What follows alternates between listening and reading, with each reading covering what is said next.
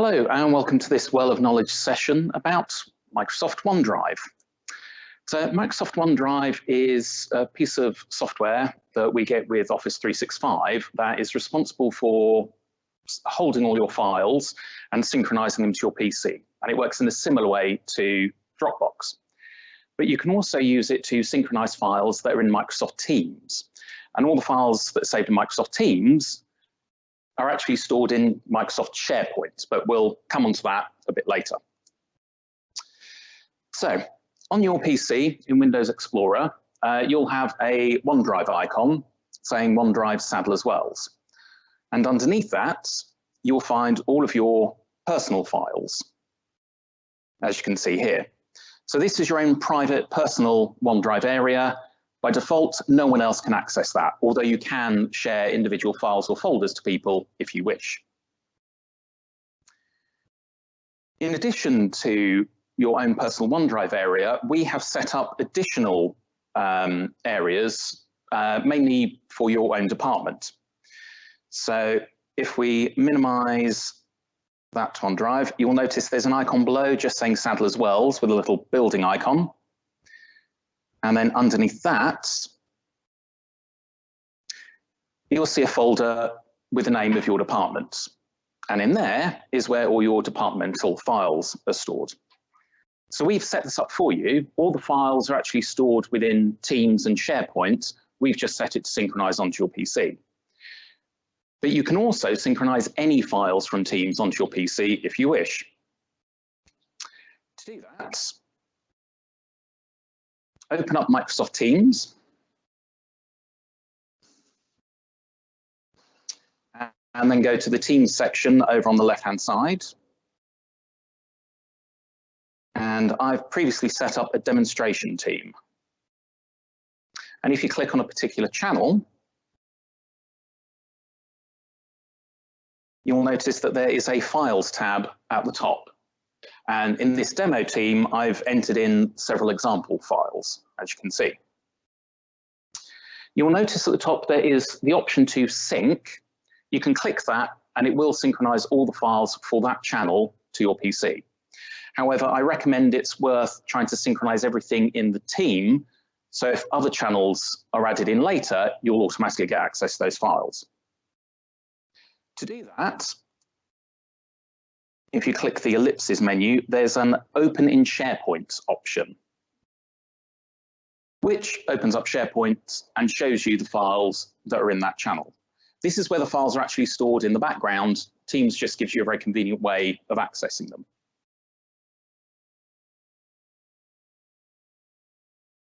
Now, you'll notice it's taken us to the general channel and all those files. If you click Documents, that takes you up a level, and you will then see a folder for each of the channels that have been created within that team, and any files that have been saved into the root of that team. I recommend synchronizing things from this point. As I said earlier, that then means if any extra channels are added, they'll automatically be synchronized for you. So once you've navigated to the right place to synchronize, you just click the Sync option near the top of the screen. It asks if you want to open it in Microsoft OneDrive, which is what we want to do, as that will be doing the synchronization, and it will say that you're now synchronizing those files. And if we go back to Explorer on the computer, and if we expand Sadler's Wells, you'll see the Data and Systems folder from earlier and the Demo Team folder that I've just synchronized. And if we go into the Demo Team folder, you'll see a folder for the general channel and then all the files within. Now you'll notice here there is a status column with a variety of different icons. Each one of these icons is an indication of where the file currently is. Let's take a look at each one in turn. The first one that you'll see quite a lot of is the blue cloud. This means that the file isn't currently downloaded onto your machine, it's currently saved in the cloud.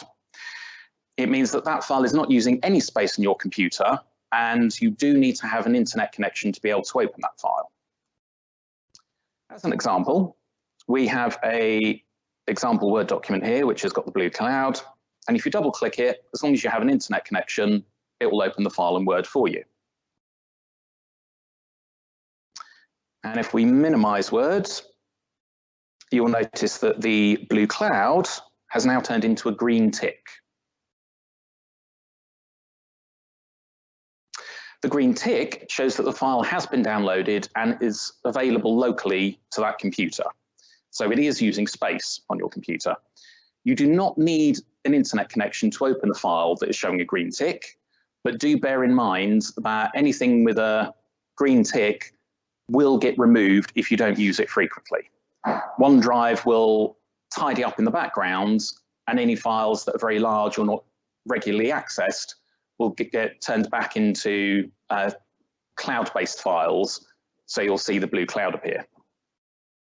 If you have a file that you have downloaded and it's taking up a lot of space and you know you don't need to have that on your computer anymore,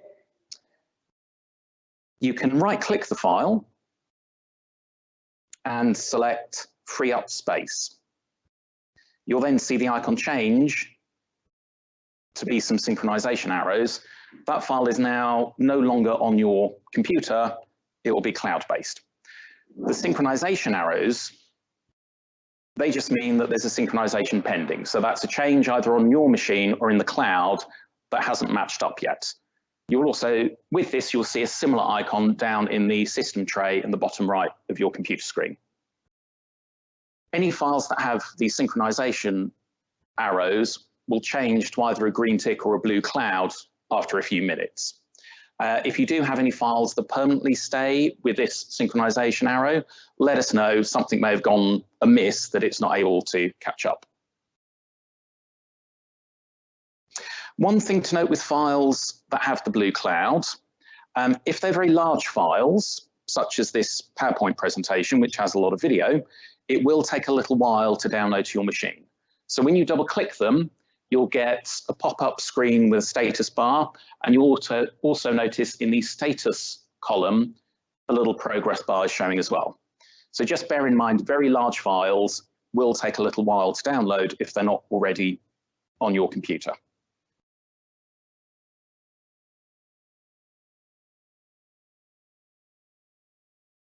And once it's downloaded, it just opens up in the relevant application.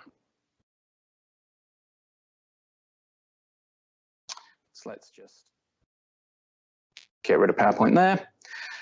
If you have a file that you do want to be able to regularly access, right-click it and select Always Keep on this device. That stops OneDrive from tidying it up in the background. This can also be useful if you know you're going to be working somewhere that doesn't have an internet connection. You can mark the key files or folders that you want to be able to have access to while you're offline by selecting that option. Once you select Always Keep on this device, you'll notice the icon would change to a filled green tick. And that just shows that that file is always available, has been downloaded. And it is worth noting, these files, you don't need an internet connection. And once again, OneDrive won't tidy them up in the background. So those are the majority of the icons that you'll see when working with OneDrive. There is one other icon that you will start seeing, which is the people icon, which will appear next to the other icons we've already discussed, the blue cloud, green ticks, etc. The people icon just means that other people have accessed that file. So you've shared a link or shared the file or folder to someone. We won't go into that in too much detail now. We'll have a more detailed look at that in a future Well of Knowledge session.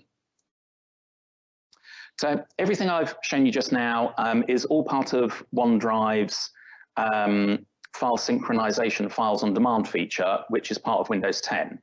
That means you can synchronize as many folders as you want and not worry too much about disk space, because OneDrive will intelligently track the files you regularly use and only make those available.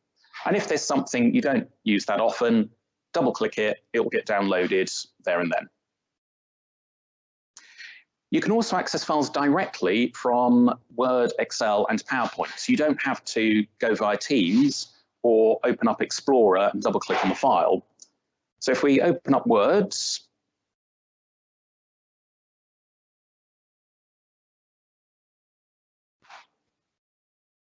and go to the Open,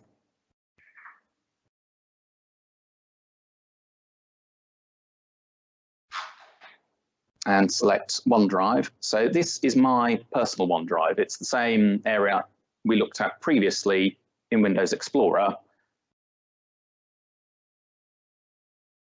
You will also notice that there is a SharePoint logo just below. This gives you access to not only the teams that you've synchronized to your computer, it also gives access to any other team you've not yet synchronized. So if there's a single file you just need to open and check once, you don't have to synchronize everything to your computer first. You can just open up the relevant site.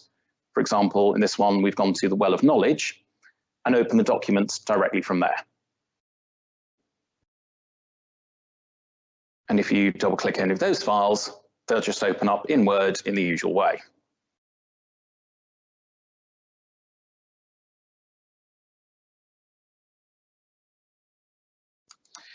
You can also access all the files in OnePoint and SharePoint by going to office.com in any web browser. Once you've logged in, you'll notice there's an icon for OneDrive as well as SharePoint. And if you click OneDrive,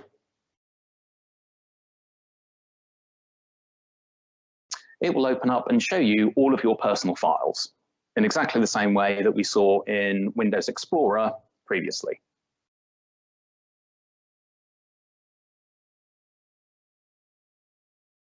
And if we switch back to office.com and go to SharePoint, SharePoint will default to showing you recent news from the various SharePoint intranet sites, such as the staff newsletter, for example. If you scroll down this page, however,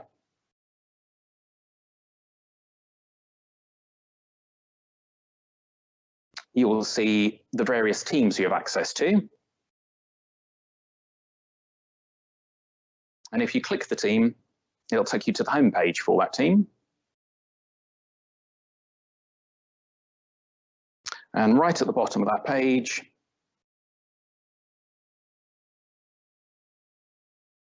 you will see details of the documents that are in that team.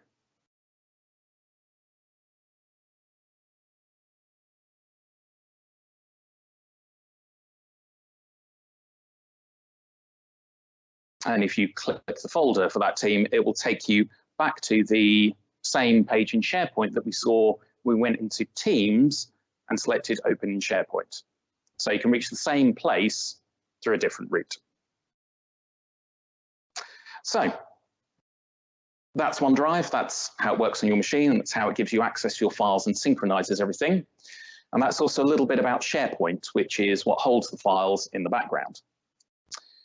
In the next Well of Knowledge session, we'll take a deeper look at OneDrive and look at sharing files, how you can share files with people within Sadler's Wells, as well as sharing files with people externally.